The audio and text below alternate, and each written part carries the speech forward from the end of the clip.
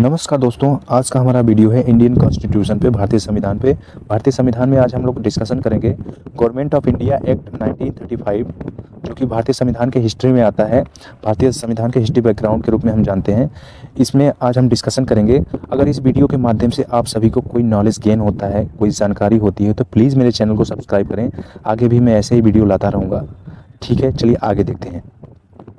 तो सबसे पहले हम इसमें देखेंगे purpose of government of India act 1935। तो इस एक्ट का पर्पस क्या था बनाने का।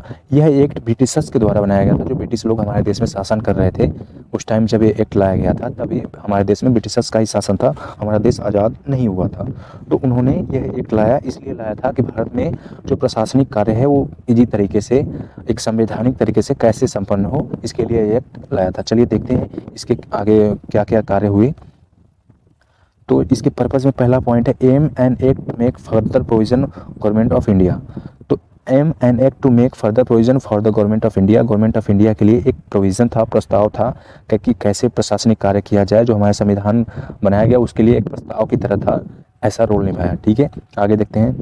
Territorial under direct British control. तो जो क्षेत्रीय भौगोलिक सीमाएँ थी उनको बढ़ाना और उनको ब्रिटिश कंट्रोल में लाना, ये भी एक पर्पस था इस एक्ट को बनाने का। नेक्स्ट देखते हैं। देखिए, यह एक्ट बनाया गया parliament of United kingdom, enacted by parliament of United kingdom. United kingdom की पार्लियामेंट में यह जो एक्ट था वो पारित किया गया, पास हुआ। कब पास हुआ? तो रॉयल असेंट 24 जुलाई 1935, 24 जुलाई 1935 को ये पास हुआ। कमेंस्ड 1 अप्रैल 1937, मतलब 1 अप्रैल 1937 को भारत में यह लागू हो गया। इसके द्वारा प्रशासनिक कार्य संपन्न होने लग गए, कार्यान्वित होने लग गए। नेक्स्ट देखते हैं। Status repealed on 26 January 1950 in India. तो जो यह संविधान, जो यह एक्ट है, भारत में निरस्त कब किया गया? 26 जनवरी 1950 को। क्यों 26 जनवरी 1950 को निरस्त किया गया? क्योंकि इसी दिन हमारा संविधान, जो हम भारत का संविधान जो आज हमारे देश में, जिसके द्वारा प्रशासनिक कार्य चल रहे हैं, जिसके द्वारा आज हमारे देश में कानून चल रहा है, वो लागू हो गया था। इसलिए यह एक्ट को निरस्त कर दिया गया, क्योंकि इसका कोई काम नहीं था। नए संविधान के द्वारा यह जो कार्य है वो संपादित होंगे। एक बात और, एक पॉइंट और, जो यहाँ पे जो act of government of India 35 है, sorry act of government of India और 1935 है, यह मिनी संविधान के रूप में भी जाना जाता था, या कहते भी हैं मिनी संविधान को। इसको आगे देखते हैं। नेक्स्ट देखते हैं। नेक्स्ट स्लाइड में क्या है? Facts of government of India act 1935। क्या फैक्चुअल चीज़ें हैं, क्या इसमें विषय है, क्या कैसे इसका स्ट्रक्चर है, वो देखेंगे हम इस स्लाइड में। चलिए देखते हैं। The government of India act 1935 having 321 sections and 10 schedules. तो जो यह एक्ट था, जो मिनी संविधान था, या कहें कि गवर्नमेंट ऑफ इंडिया एक्ट 935 था, यह 321 अनुच्छेद और 10 शेड्यूल यानी 10 अनुसूची में बटा था। जैसे आज हमारा संविधान भी है अनुच्छेद और अनुसूचियों में बटा है, वैसे ही इसको भी अलग अलग कार्यों के लिए अलग अलग अनुच्छेद और अनुसूचियों में बांटा गया था। नेक्स्ट पॉइंट देखते हैं। तो government of Burma act 1935 having 159 section and 6 schedule. तो इसी टाइम में, इस एक्ट को बनने से पहले, जो भारतीय प्रशासन और बर्मा जो कंट्री है उसका प्रशासन, जो ब्रिटिशर्स है, एक ही कानून के माध्यम से करते थे, एक साथ करते थे। लेकिन इन्होंने 1935 में यह एक्ट ला के अलग अलग, बर्मा के लिए भी एक्ट लाया, इंडिया के लिए भी एक्ट लाया। जो इंडिया के लिए एक्ट लाया वो इंडिया एक्ट 1935 है, गवर्नमेंट ऑफ इंडिया एक्ट 1935 है। और जो बर्मा के लिए लाया, उन्होंने गवर्नमेंट ऑफ बर्मा एक्ट 1935 लाया। तो उन्होंने प्रशासनिक कार्यों को अलग अलग कर दिया, दोनों के लिए अलग अलग एक्ट ला के। ठीक है, यहाँ पे लिखा भी है आगे। Separation of Burma from British India effective from April 1, 1937। तो जो यहाँ पे सेपरेशन किया गया, दोनों के कार्यों का अलग किया गया, बर्मा और इंडिया को, वो 1 अप्रैल 1937 को अलग किया गया, क्योंकि जो एक्ट, ये दोनों एक्ट बने वो इसी दिन प्रभावी ढंग से लागू हुए दोनों कंट्रीज़ में। नेक्स्ट देखते हैं। Establishment of reserve bank of India, RBI.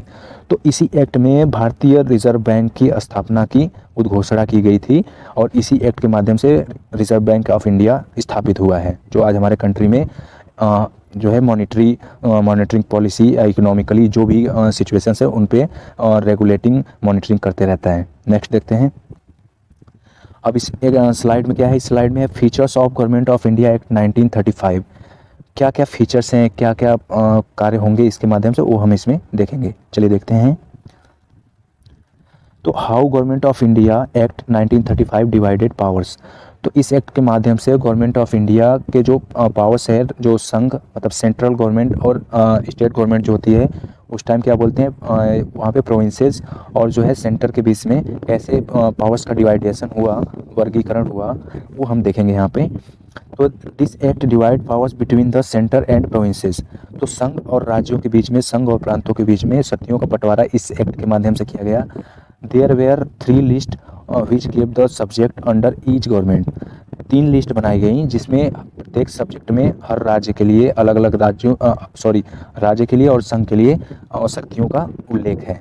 पहले देखते हैं, पहली लिस्ट क्या है, फेडरल लिस्ट, जिसको हम क्या बोलते हैं, संघ सूची, जो कि केंद्र सरकार के लिए है। उसके लिए इसमें पावर डिटेल्ड है, इसके लिए क्या शक्तियाँ होंगी, वह कौन सा कार्य करेगा, वो इसमें दिया गया है। नेक्स्ट प्रोविंशियल लिस्ट, जिसको हम राज्य सूची बोलते हैं। यह प्रोविंसेस के लिए है, राज्यों के लिए है, प्रांतों के लिए है कि उनके कार्यक्षेत्र में कौन सी चीज़ें आती हैं, कौन कौन सी शक्तियाँ उनको हैं। नेक्स्ट है कॉन्करेंट लिस्ट। कुछ ऐसे भी विषय हैं इस लिस्ट को हम कहते हैं समवर्ती सूची। इसमें ऐसे विषय हैं जो दोनों के कार्यक्षेत्र में आते हैं, संघ सरकार के भी क्षेत्र में आते हैं और राज्य सरकार के भी क्षेत्र में आते हैं, तो उस विषय को कॉन्करेंट लिस्ट में रखा गया है। ये तीनों लिस्ट आज भी हमारे संविधान के 7 नंबर अनुसूची में दिखाए गए हैं। नेक्स्ट देखते हैं, the viceroy was wasted with the residual powers. जो वायसराय थे, जो वेस्टेड मतलब रेजिडुअल पावर्स, जो बची हुई शक्तियाँ थी, वो वायसराय को दी गई बंटवारे के बाद। नेक्स्ट देखते हैं features of government of India act 1935। अब इसके हम फीचर्स देख लेते हैं कि क्या क्या इसमें और प्रावधान थे, क्या क्या प्रावधान इसमें दिए गए थे। तो चलिए देखते हैं। तो इसके प्रावधान हम देखते हैं। तो the act give more autonomy to the provinces. इस एक्ट के माध्यम से राज्य सरकार को स्वायत्तता ज़्यादा मिली। स्वायत्तता मीन्स खुद से कार्य करने की शक्ति इसमें राज्य सरकारों को ज़्यादा दी गई। Dyarchy was एबोलिश्ड at the provinces level.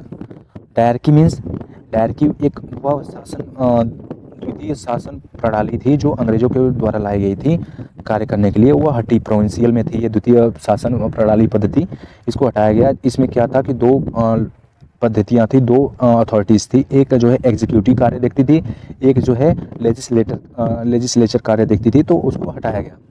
Next इसमें देखते हैं, the governor was the head of the executive. अब यहाँ पे गवर्नर क्या हो गया, एग्जीक्यूटिव का हेड हो गया। और जो यहाँ पे लेजिस्लेटर के जो मिनिस्टर होते थे, उनका भी जो काउंसिल होता है इनके अधीन हुआ। किसके अधीन हुआ, गवर्नर के अधीन हुआ। और देखते हैं next point, there was a council of minister to advise him.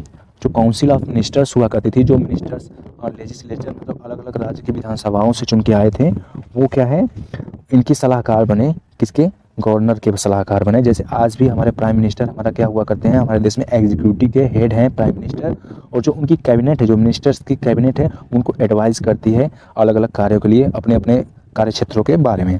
Next, the ministers were responsible to the provincial legislator who control them. जो मिनिस्टर्स हुआ करते थे वो राज्य के जो विधानमंडल है उनके जिम्मेदार हुआ करते थे, और उनको वो राज्य के विधानमंडल को वो मिनिस्टर्स कंट्रोल करते थे। The legislator could also remove the ministers. जो विधानमंडल हुआ करता था वो मिनिस्टर्स को हटा सकता था अविश्वास प्रस्ताव लाके, जैसा कि आज भी हमारे संसद भवन में होता है मिनिस्टर्स को हटाना अविश्वास प्रस्ताव लाके। However the governors still retained special reserve powers. तो जो गवर्नर्स हैं उनके पास रिजर्व कुछ पावर रह गई थी, ज़्यादा पावर थी नहीं। द ब्रिटिश अथॉरिटी कुछ स्टिल सस्पेंड ए प्रोविंशियल गवर्नमेंट। तो जो अब यहाँ पे राज्य सरकार में जो ब्रिटिश अथॉरिटी थी, जो ब्रिटिश के लोग शासन करने वाले थे, उनका कुछ ही बस एक तरह का पावर रह गया था। लगभग वो एक तरह से प्रांतीय जो शासन था उससे अलग ही हो गए थे। तो उम्मीद करता हूँ आपको इस वीडियो के माध्यम से कुछ नॉलेज गेन हुआ होगा। तो अगर आपको नॉलेज गेन होता है तो प्लीज़ मेरे चैनल को सब्सक्राइब कर लें और वीडियो को लाइक करें। Thank you for watching.